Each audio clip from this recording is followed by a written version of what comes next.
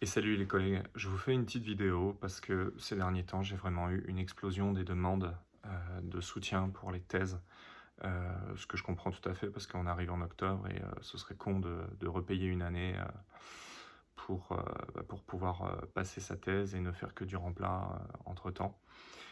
Euh, mais il y a quelque chose il y a plusieurs choses qu'il faut que vous compreniez vraiment. Euh, Et c'est valable vraiment pour tout le monde, que ce soit pour les généralistes ou pour les autres spécialités. Quand vous faites une étude, un recueil de données, euh, peu importe, il faut que vous calculiez, dans le meilleur des cas, il faut vraiment que vous calculiez un nombre de sujets nécessaires. Et il faut que vous codiez correctement vos variables. Donc il faut demander l'aide d'un méthodologiste ou l'aide d'un de vos collègues internes de santé publique qui aime bien faire ça ou qui s'y connaît là-dedans pour faire votre méthodo. Il ne faut pas nous contacter une semaine avant de rendre votre manuscrit ou 2 semaines avant de rendre votre manuscrit parce que ça va être très difficile de vous aider.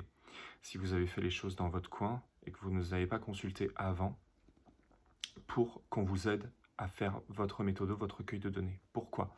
Parce que si vous n'avez pas calculé votre nombre de sujets nécessaires et que vous avez finalement peu de sujets, ce qui est relatif en fonction de ce qu'on cherche, en fonction de l'étude, mais si vous n'avez pas assez de sujets et qu'en plus vous avez codé vos variables principalement de manière qualitative ou que vous les avez discrétisées sous forme d'intervalles, vous allez vous retrouver finalement avec des résultats qui, quand on vous rend des résultats qui ne sont pas significatifs, au seuil de 5%, le fameux petit p, on ne sait pas si c'est dû à un manque de puissance ou pas. Donc on ne sait pas si c'est vraiment pas significatif ou si dans la vraie vie, ce serait significatif, mais votre échantillon ne permet pas de le savoir. Et deuxièmement, comme vous avez discrétisé énormément de variables, on est obligé de multiplier les tests sur les mêmes variables et sur le même échantillon, et ça augmente le risque alpha. C'est-à-dire que si on vous rend un résultat qui est significatif au seuil de 5%, par exemple un test de Ki2 d'indépendance, eh ben, on ne pourra pas savoir, c'est pas à 5% qui sera indépendant, ce sera à 5% multiplié par le nombre de fois qu'on a fait le test. Donc vous vous rendrez finalement, on dira, bah ouais, regardez, le petit p, il est à moins de 5%, donc c'est significatif. D'accord, le petit p est à moins de 5%, mais ça ne veut pas dire qu'il y a 95% de chances que dans la vraie vie, il y ait une différence significative. Ça dépendra du nombre d'analyses que vous avez fait. Donc finalement, vous vous retrouvez avec des résultats qui ne veulent rien dire, qui n'ont aucune valeur scientifique, que vous ne pouvez pas publier parce que la qualité méthodologique est médiocre. Et qui plus est, vous nous pressez beaucoup, vous êtes très stressé parce que il vous reste pas beaucoup de temps, et ça je le comprends totalement. Honnêtement, moi aussi j'ai une thèse à faire et j'ai rendu des mémoires, et je sais que quand on est vers la fin, c'est très très stressant.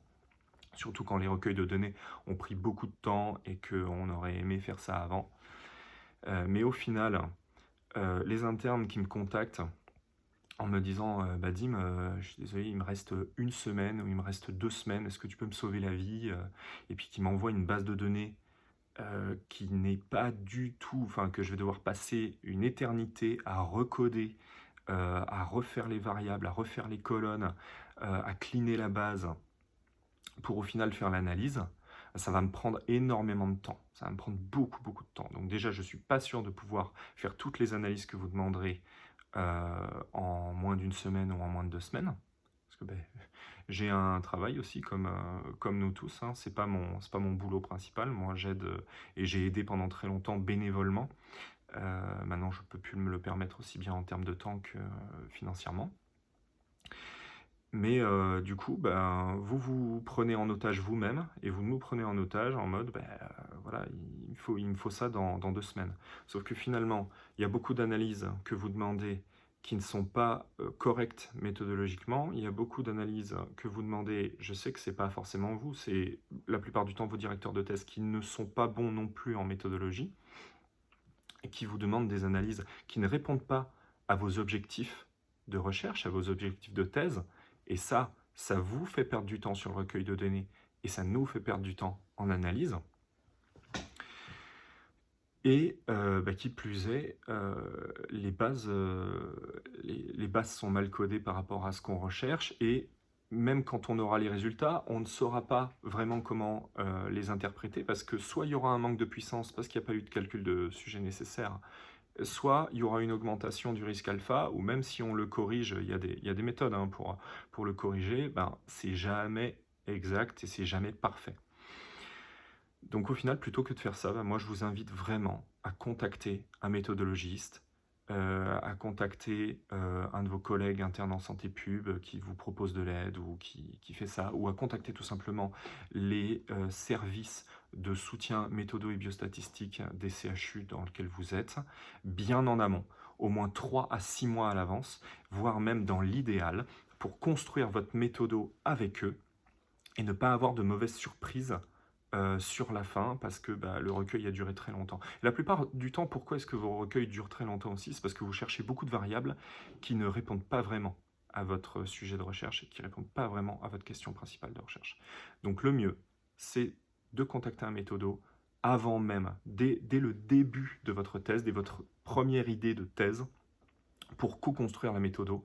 Et à ce moment-là, au niveau des statistiques, vous verrez que ça roule tout seul, parce que la méthodo est bien faite, donc vous aurez des résultats qui sont parlants, des résultats qui sont publiables, des résultats qui veulent scientifiquement vraiment dire quelque chose, et qui plus est, des stats qui seront faites rapidement, sans que ça prenne énormément de temps aux méthodologistes ou aux statisticiens, et vous, ça vous sauvera aussi beaucoup de temps et beaucoup de stress. Voilà, donc je vous souhaite bon courage pour vos thèses, bon courage pour vos manuscrits, pour vos rédactions et pour vos soutenances. Et n'hésitez pas, si vous avez une question, vous pouvez m'écrire par message privé, j'y répondrai avec plaisir.